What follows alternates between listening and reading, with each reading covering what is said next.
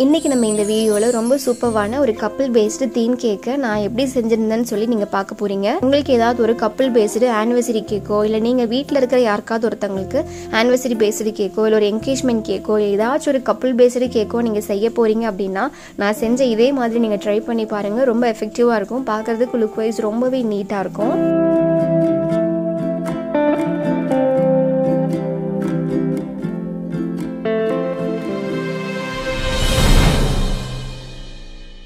So எனக்கு கிடச்சிருந்த இந்த customised cake ஆர்டரில் பார்த்தீங்க அப்படின்னா நல்ல ஒரு டாப்பர்ஸ் வந்து நிறையவே ப்ளேஸ் பண்ணுற மாதிரி இருந்துச்சு. அந்த டாப்பர்ஸ் எல்லாத்தையுமே வந்து நான் ஃபாண்டன்ட்டில் வந்து ஒர்க் பண்ணிக்க போகிறேன். ஃபஸ்ட்டு நான் செய்ய போகிற டாப்பர் என்னென்னு பார்த்தீங்கன்னா நல்ல ஒரு ஹார்ட் ஷேப்பில் உள்ள ஒரு ஃபாண்டன் டாப்பர் தான். ஃபஸ்ட்டு நம்ம நல்ல ஒரு ஹார்ட் ஷேப் கொண்டு வரதுக்கு நல்ல ஒரு ரெட் கலர் யூஸ் பண்ணி நம்ம நல்லா வந்து கலரை ஃபாண்டன்ட்டில் மிக்ஸ் பண்ணிக்கணும். நம்ம என்ன தான் வந்து ஒரு நல்ல ஒரு பிராண்டட் ரெட் ஷேடு யூஸ் பண்ணால் கூட நமக்கு ஃபாண்டன்ட்லேயும் சரி க்ரீம்லேயும் சரி நல்ல ஒரு ரெட் ஷேடு வர்றது வந்து ஒரு டாஸ்க் தான்.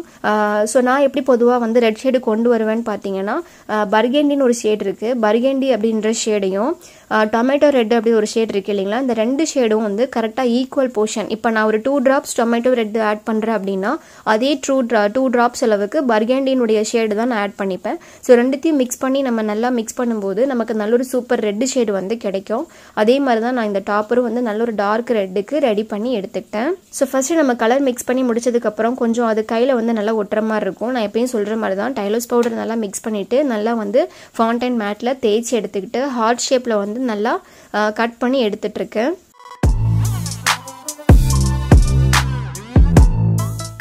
அப்புறம் பார்த்தீங்கன்னா இந்த டீ மிக்ஸ் பண்ணுற ஒரு ஸ்டிக் ஒன்று இருக்கும் இல்லைங்களா, டீ காஃபி மிக்ஸ் பண்ணுற ஸ்டிக்கு யூஸ் பண்ணி லைட்டாக கம்மில் எடிபிள் கம்மில் டிப் பண்ணிவிட்டு அந்த ஹார்ட் ஷேப்புக்கு மேலே நம்ம அப்படியே ஒட்டினாப்படி வச்சுட்டோம் அப்படின்னா நமக்கு நல்லாவே வந்து கிரிப்பாக நிற்கும்.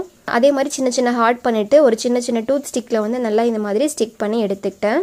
ஸோ இப்போ நான் அந்த ரெட் கலரில் செஞ்ச மாதிரியே வந்து ஒயிட் கலர் ஹார்ட்டும் ரெடி பண்ணி எடுத்துக்கிட்டேன். இது வந்து நான் ரொம்ப பெருசாக எக்ஸ்பிளைன் பண்ணணும் கிடையாது, உங்களுக்கு பார்த்தாலே நல்லாவே புரியும். ஸோ இப்போ நல்லா வந்து அந்த ஹார்ட்டை கட் பண்ணி நல்லா ஒரு பிளேட்டுக்கு வந்து நல்லா ட்ரை ஆகிற மாதிரி எடுத்து வச்சாச்சு.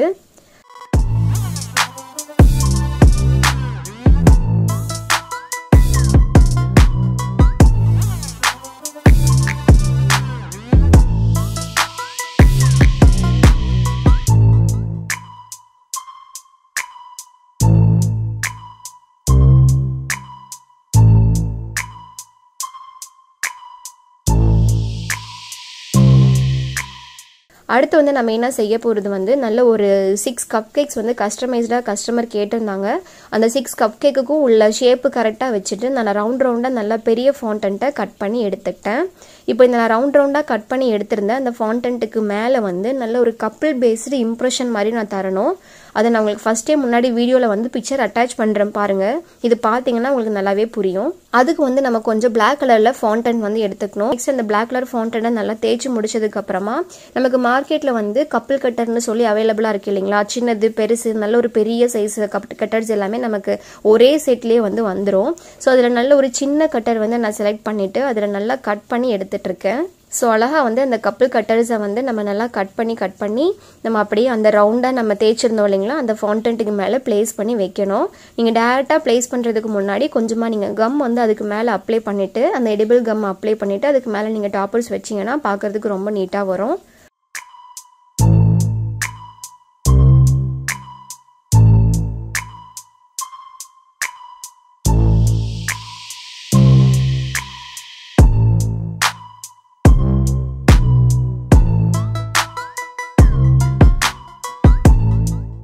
ஸோ அதே மாதிரி இதில் வந்து ஒரு சின்ன ஒரு கஸ்டமைஸ்டு ஒர்க்கை வந்து ஏரோப்ளேன் இருக்கிற மாதிரி இதில் கேட்டிருந்தாங்க.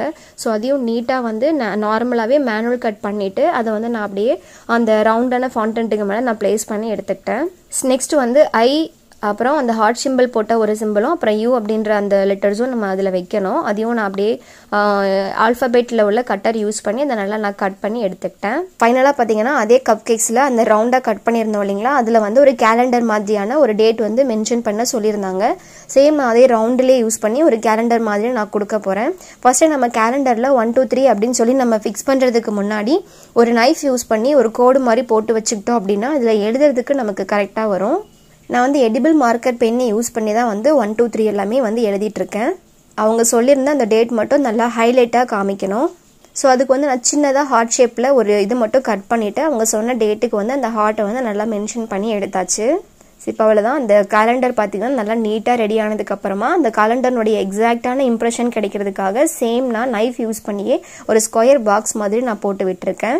கொஞ்சம் வந்து பார்க்குறதுக்கு ரொம்ப நீட்டாக அழகாக யூனிக்காக தெரியணும் அப்படிங்கிறதுக்காக கொஞ்சமாக கோல்டனுடைய ஸ்ப்ரிங்கிள்ஸ் எல்லாமே எடுத்துட்டு அந்த டாப்பர்ஸ் நம்ம ரெடி பண்ணியிருந்தோம் இல்லைங்களா, அங்கே மேலே அப்படியே ஒன்று ஒன்றா வச்சிட்டோம் அப்படின்னா பார்க்குறதுக்கு லுக் வைஸ் ரொம்ப நல்லாயிருக்கும்.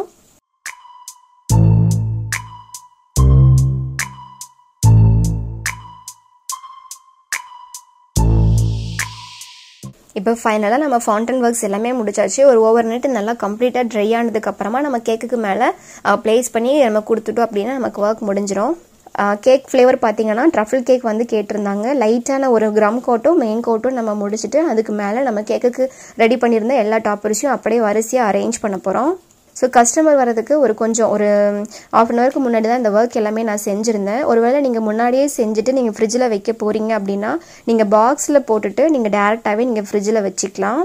அந்த கேக்குக்கு மேலே ஹாப்பி பர்த்டே அப்படின்றத கொஞ்சம் ஸ்டைலிஷாக எழுதுகிற மாதிரி இருந்துச்சு. ஸோ அதையும் வந்து ஹாப்பி பர்த்டே விஷஸ் வந்து நான் ஒருத்தர் ரெட் கலர் யூஸ் பண்ணியே அப்படியே நான் எழுதி முடிச்சுக்கிட்டேன். அதுக்கப்புறம் நம்ம ரெடி பண்ணியிருந்த எல்லா விதமான ஃபவுண்டன் டாப்பர்ஸையும் தூக்கி நம்ம அப்படியே மேலே வைக்கணும். அதே மாதிரி மை லவ் அப்படின்ற வேர்டையும் கேட்டிருந்தாங்க. ஸோ ஹாப்பி பர்த்டே எழுதிட்டு மை லவ் அப்படின்ற அந்த வேர்டை ஒரு ஆல்பபெட் கட்டர் யூஸ் பண்ணி நான் நல்லா கட் பண்ணி எடுத்துக்கிட்டேன். ஸோ இப்போ இதுக்கு மேலே நம்ம நீட்டாக வந்து ஃபவுண்டன் டாப்பர்ஸை நம்ம பிளேஸ் பண்ணிட்டோம் அப்படின்னா ஒர்க் வந்து முடிஞ்சிடும். ஸோ இந்த மாதிரி நீங்கள் டாப்பர்ஸ் பிளேஸ் பண்ணும்போது ஒரே மாதிரி வரிசையாக அடுக்கி வச்சிங்க அப்படின்னா பார்க்கறதுக்கு நல்லா இருக்காது. ஸோ ஒன்று இது சின்னதாகவும் இன்னொன்று கொஞ்சம் மேலே தூக்கினா அப்படியே அப் அண்ட் டவுன் அப்படின்னு இருக்கிற மாதிரி நீங்கள் மாற்றி மாற்றி வச்சிங்க அப்படின்னா பார்க்கறதுக்கு லுக் வைஸ் நல்லாயிருக்கும். அதே மாதிரி இந்த கேக் பார்க்கறதுக்கு லுக் வைஸ் நல்லா இருக்கணும் அப்படிங்கிறதுக்காக கொஞ்சமாக ரோஸ் மட்டும் லைட்டாக தேய்ச்சிட்டு ரோஸ் மாதிரி செஞ்சுட்டு நான் அதையும் உள்ளே ஃபிக்ஸ் பண்ணி எடுத்துக்கிட்டேன். பார்க்கறதுக்கு லுக் வைஸ் நல்லா இருந்தது. அப்புறம் நம்ம ஹார்ட் ஷேப்பில் கட் பண்ணி வச்சுருந்த அந்த ஃபவுண்டன்ட் எல்லாத்தையும் அப்படியே நம்ம நீட்டாக அதை அரேஞ்ச் பண்ணி வச்சுக்கலாம்.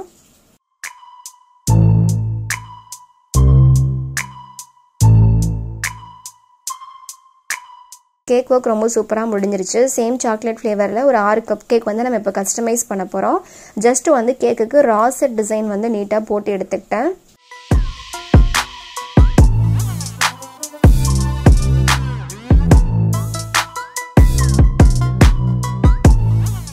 இப்போ அதுக்கு மேலேயே வந்து நம்ம கட் பண்ணி வச்சுருந்த எல்லா விதமான டாப்பர்ஸையும் தூக்கி நம்ம மேலே வச்சுட்டோம் அப்படின்னா ஒர்க் வந்து முடிஞ்சிடும். ஸோ அந்த கப் கேக்ஸ் பார்க்கும்போது ரொம்பவே அழகாக நீட்டாக இருந்துச்சு. ஒர்க் முடிச்சதுக்கப்புறம் அந்த கப் கேக்ஸ் எல்லாமே கேக்கை சுற்றி வச்சுட்டு நான் ஒரு ஃபோட்டோஸ் மட்டும் கேப்சர் பண்ணிக்கிட்டேன். பார்த்துட்டு இருக்க வியூவர்ஸ் வந்து ஹோம் பேக்கராக இருக்கீங்க அப்படின்னா இந்த மாதிரியான கேக்ஸ் எல்லாம் நீங்கள் ஒரு கஸ்டமைஸ் பண்ணி ஆர்டர் எடுத்து தாராளமாக பண்ணலாம். அதே மாதிரி பார்த்துட்டு இருக்கவங்க வந்து நார்மல் வியூவர்ஸாக இருக்கீங்க அப்படின்னா நீங்கள் நம்மக்கிட்ட இந்த மாதிரியான கேக் ஆர்டர்ஸ் பிளேஸ் பண்ணுறதுக்கு ஸ்க்ரீனில் தெரியுற இந்த நம்பருக்கு நீங்கள் டைரெக்டாக காண்டாக்ட் பண்ணலாம்.